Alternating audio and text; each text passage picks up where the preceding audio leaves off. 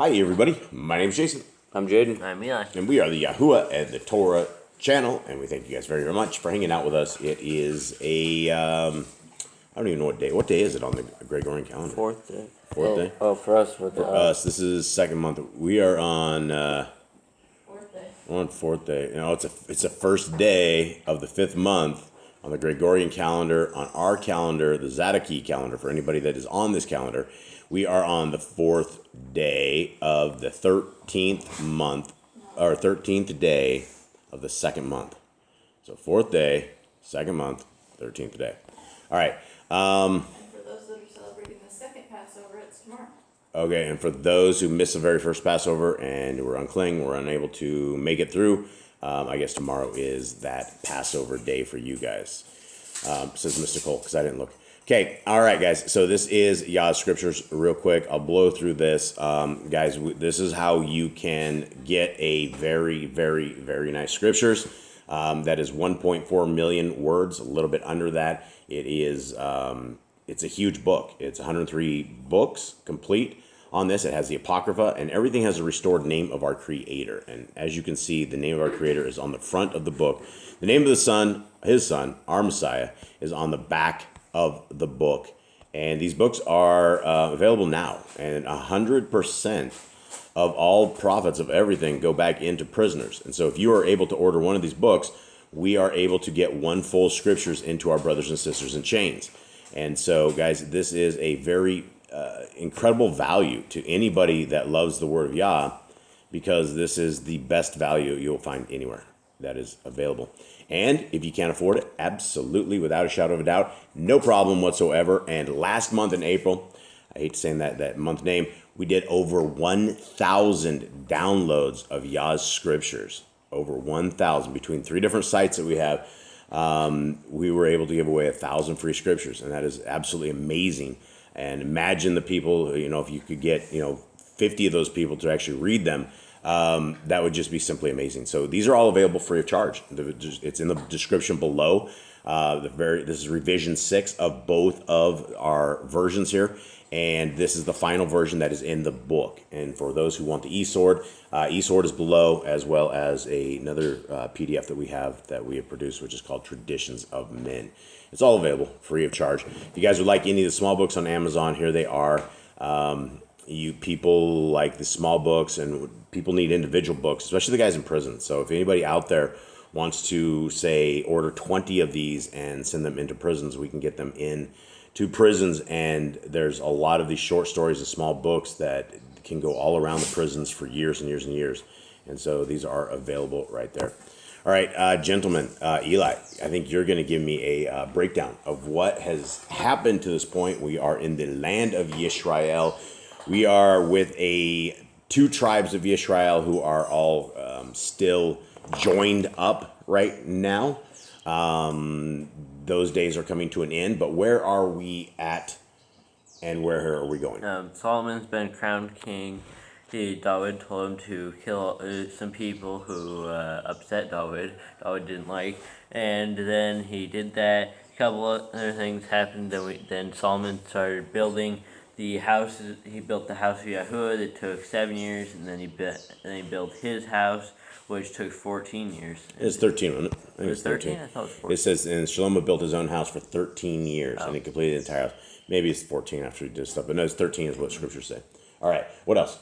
That was it. That's it? That's all you have? That's the same stuff Jade always says. What do you want? Well, what do you mean? That's hoping that you give me like a whole different breakdown. Anything else? Nothing? Oh, man. All right. Well, I guess we shall begin. All right. Jade, did you have anything? Yeah, 1 second. All right. Well, I can't. All right. Here we go. Jay's back to the table. He was off. What else did you have? Solomon ended up building a house for Yahuwah, and then he also... Hey, that's what he said. Did you say that? I didn't hear him say that before. Did you have anything else? It's the same stuff you always say. No, I don't think there's anything else. Oh, great. Yeah, All right. that's all that's happened so far in these 8 chapters. All right, thanks for paying attention. Here we are. 1 Kings, MELAKIM 8. Then Shalom assembled the elders of Yisrael and all the heads of the tribes, the chief fathers of the children of Yisrael, to sovereign Shalom in Jerusalem, to bring up the ark of the covenant of Yahuwah from the city of David, which is Zion.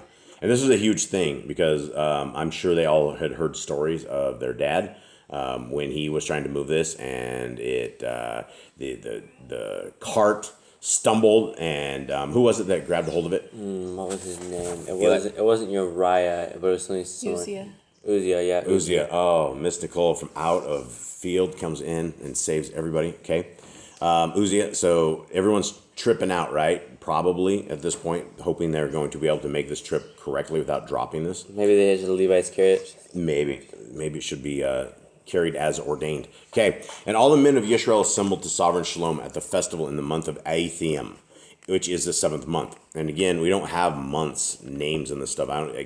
Kings is like one of the bigger. I think this is one of the first books that like starts putting all this Babylonian naming system in there. There is no month. Ethium, right? It's the 7th month. It's like first day, second day, third day. We don't have days of the weeks or anything like that. Our Creator gave us day numbers. Okay. 3. And all the elders of Yisrael came, and the Kohanim took up the ark, and brought up the ark of Yahuwah, and the tent of appointment, and all the Kodesh utensils that were in the tent. And the Kohanim and Levites brought them up. And sovereign Shalom and all the congregation of Yisrael who had assembled with him were with him before the ark, slaughtering so many sheep and cattle that they could not be counted or numbered. And the Kohanim brought in the ark of the covenant of Yahuwah to its place, into the speaking place of the house, to the most Kodesh place, under the wings of the cherubim. For the cherubim spread 2 wings over the place of the ark, and their cherubim covered over the ark and its poles. And those poles extended so that the ends of the poles were seen from the Kodesh place, in front of the speaking place, but they were not seen from outside, and they are there to this day. There was not in the ark only the 2 tablets of stone which Moshe put up there at Koreb, where Yahuwah made a covenant with the children of Yisrael when they came out of the land of Mitzrayim. And it came to be when the Kohanim came out of the Kodesh place that the cloud filled the house of Yahuwah, so the Kohanim were unable to stand and perform the service because of the cloud, for the esteem of Yahuwah filled the house of Yahuwah. Okay, what do you guys make of that? Anything? So that's very similar to when Yisrael was going out of Egypt. They had the cloud, which they had lead them. So now the cloud is sitting in their midst. Instead of moving, it sits with them at all times. I think it'd be a little sketchy, like weird, having this cloud come down. I don't know. People would be esteemed. I think they feel like they have power because Yahuwah is with them. Because if they study from the Torah, they know the cloud is Yahuwah is with them. He's leading them. So if the cloud is just in their midst, they can't be like hurt. Yep. All right. That's good. Eli, are you paying attention? You look like you're almost asleep. Are you asleep? No. Are you going to wake up for this one? Are you paying attention? Yeah. Are you reading with me? Thou shalt not tell lies. That's good. Glad you didn't say anything. Okay, 12. And Shalom said, Yahuwah has said he would dwell in the dense cloud. I have indeed built you an exalted house, an established place for you to dwell in forever. And the sovereign turned around and barak all the assembly of Yisrael, while all the assembly of Yisrael was standing.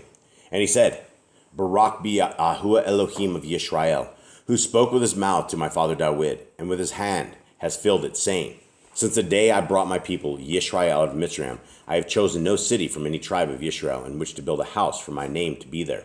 But I chose David to be over my people Yisrael. And it was in the heart of my father David to build a house for the name of Yahuwah Elohim of Yisrael. But Yahuwah said to my father David, Because it has been in your heart to build a house for my name, you did well that it was in your heart. Only you do not build the house, but your son, who is coming from your loins, he builds a house for my name. Now Yahuwah has established his word, which he spoke, and I have been raised up instead of my father David, and sit on the throne of Yisrael, as Yahuwah promised, and built a house for the name of Yahuwah, Elohim of Yisrael.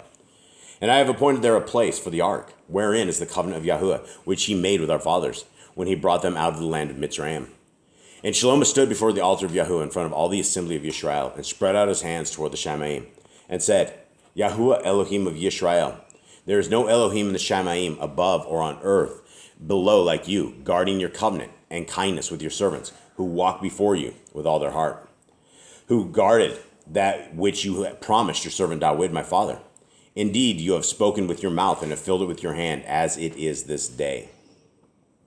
Now, we're about to get into some stuff that it felt a little skittish for me when I read this. It felt like it felt like a bit Muslim, like if you were doing some Muslim stuff. So I want to see if you guys pick this up as we start reading through this. But it seems to me that what he's saying breaks Deuteronomy 4:2. So let's see if you guys can see this. And now Yahuwah Elohim of Yisrael, guard what you promised your servant David, my father, saying, There is not to cease a man of yours before me sitting on the throne of Yisrael. Only if your sons guard their way to walk before me as you have walked before me. And now, O Elohim of Yisrael, please let your word come true, which you have spoken to your servant David, my father. For it is true, Elohim dwells on the earth. See, the Shamaim and the Shamaim of the Shamaim are unable to contain you. How much less this house which I have built? Yet shall you turn to the prayer of your servant and his supplication, O Yahuwah, my Elohim, and listen to the cry and the prayer which your servant is praying before you today? For your eyes to be open toward this house night and day, toward the place of which you said, my name is there, to listen to the prayer which your servant makes towards this place. Then shall you hear the supplication of your servant and of your dwelling place, Yisrael, when they pray toward this place. When you hear in your dwelling place, in the Shamaim, and you shall hear and forgive.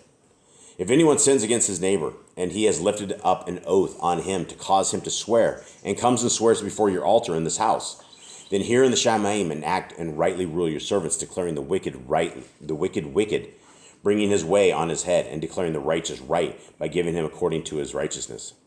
When your people Yisrael are smitten before an enemy because they have sinned against you, and they shall turn back to you and confess your name, and pray and make supplication to you in this house, then hear in the Shamaim and forgive the sin of your people Yisrael, and bring them back to the land which you gave to their fathers. When the Shamaim are shut up and there is no rain because they sin against you, when they pray toward this place and confess your name, and turn their sin because you afflict them, then hear in the Shamaim and forgive the sins of your servants, your people Yisrael.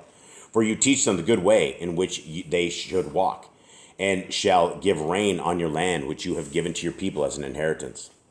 When there is scarcity of food in the land, when there is pestilence, blight, mildew, locusts, grasshoppers, when their enemies distress them in the land of their cities and plague them any sickness, whatever prayer, whatever supplication by any of your people Yisrael, each knowing the plague of his own heart, and shall spread but his hands toward this house, then hear in the Shamaim, your dwelling place, and forgive, and act, and render unto everyone according to his ways, whose heart you know, because you alone, know the hearts of all the men, sons of men, so that they revere you all the days that they live in the land which you gave to our fathers.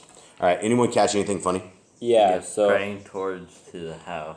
Yeah, so this is something we've never ever heard of. This is something. This is something that if you are a Muslim, right, you pray. I think it's 7 times a day towards Mecca, which is that is the thing.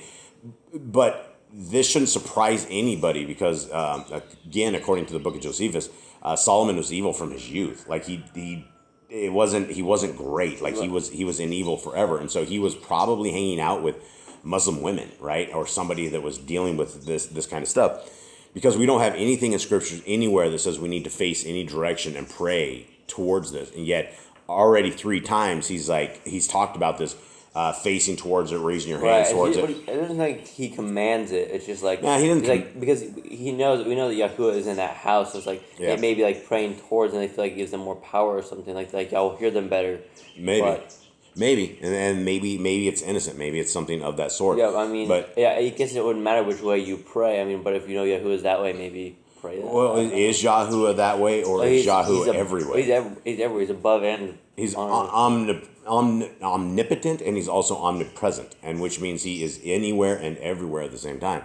That is the only way that we can ever account for him being able to talk to us all when we're praying, right? Being able to pull this stuff in. So Daniel, he also prayed toward Jerusalem when he was in Babylon. He would pray towards that way. Yeah, and this is again, we don't have any kind of scriptures, anything to back this up that we are to pray anyway or do anything like that. So I just wanted to point that out. As innocent as it might be, we just Deuteronomy 4:2 is very important that we do not add to or take away from the Torah.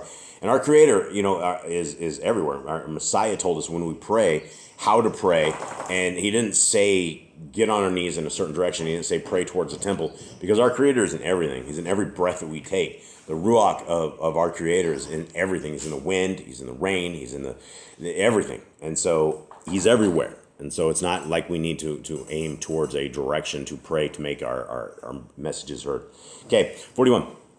Also concerning a foreigner who is not of your people, Yisrael, but has come from a far land for your name's sake, since they hear of your great name and your strong hand and your outstretched arm, and he shall come and pray toward this house. Here in the Shemaim, your dwelling place, and do according to all for which the foreigner calls to you, so that all peoples of the earth know your name and revere you, as do your people Yisrael, and know that this house which I have built is called by your name. I would never say like my house. If I was Solomon, I wouldn't say this house, because everything that he did was from his father. It is Yah's house, just like these are Yah's scriptures, right? We didn't write these scriptures. We didn't put. We didn't do anything, right? Everything that our Creator has given to us, the Torah, His laws, His statutes, His commandments, it's all His. It's all His stuff. It's man should not have any kind of thing for it. Yes, Solomon built a temple. Everyone built a temple, right? So I don't think Solomon was sitting there engraving stuff with his own hands, right? He administered building the temple, and all the people did it. Okay, continuing on. Did I do 45? I think you're on 45. Okay, so let's finish off the rest of that. Toward the house, and I just did it. Dadgummit. All right, going back. 6, or no, where are we at? 8? 8:45. 45. Yeah, this is real sensitive. Okay, heading back out, 44. Which I have built for your name, then shall you hear in the Shemaim their prayer and their supplication, and maintain their cause. When they sin against you, for there is no one who does not sin, and you become enraged with them and give them to their enemy, and they take them captive to the land of the enemy, far or near, and they shall turn back into their heart in the land where they have been taken captive. And it shall turn and make supplication to you in the land of those who took them captive, saying, we have sinned and acted wickedly. We have committed wickedness. And they shall turn back to you with all their heart and with all their being in the land of their enemies, who led them away captive, and shall pray to you toward their land, which you gave to their fathers, the city which you have chosen, and the house which I have built for your name. Then you shall hear in the Shemaim, your dwelling place, their prayer and their supplication, and maintain their cause, and forgive your people who have sinned against you, and all their transgressions which they have transgressed against you, and give them compassion before those who took them captive, and they shall have compassion on them. And again, here's Solomon talking like here, and you shall pray to you toward their land. Man, our Creator's everywhere. He's not stuck in. There's no command that you said you have to pray a certain direction. This is like Solomon's like. He feels like if they pray this way, they'll be heard better. Yeah, or it's like what Solomon doesn't realize is that this temple is only very temporary, right? This doesn't stick around forever. And so all of his advice and all of this stuff, like praying towards a temple or land of it, it's not biblical. There's no such thing in there. Messiah never gave us any kind of commands like this. We've never seen this in Torah. We don't have it in 103 books of scriptures. It's just not there. Okay, 51. For they are your people and your inheritance, whom you brought out of Mitzrayim, out of the iron furnace. Let your eyes be open to the supplication of your servant and the supplication of your people Yisrael, to listen to them wherever they call to you. For you have separated them unto yourself for an inheritance out of all the peoples of the earth, as you spoke by the hand of your servant Moshe, when you brought our fathers out of Mitzrayim, O Adonai Yahuwah.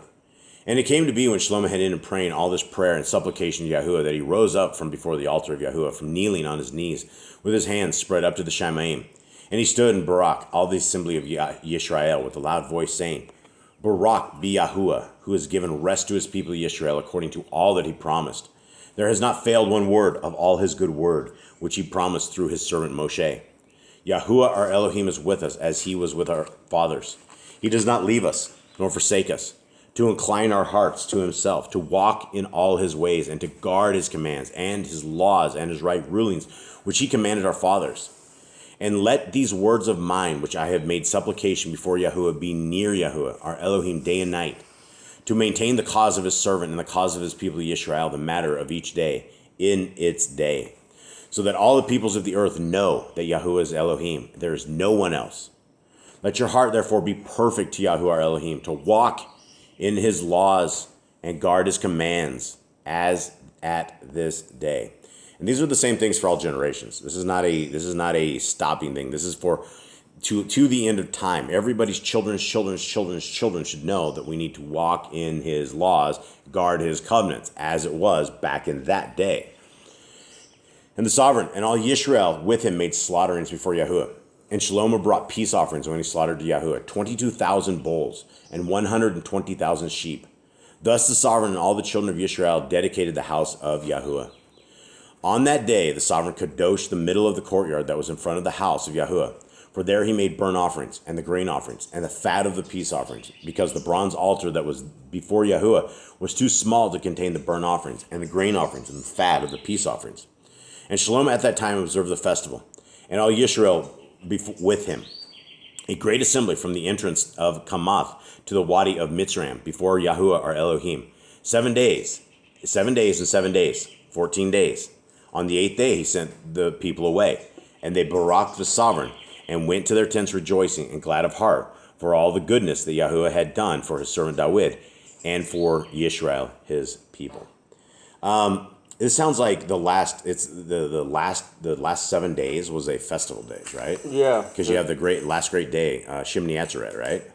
Yes, because for Feast of Sukkot, they're probably all there in Jerusalem. So they went. So it sounds like what they did is they celebrate 7 days prior to their next feast time, right? You with me? Yeah.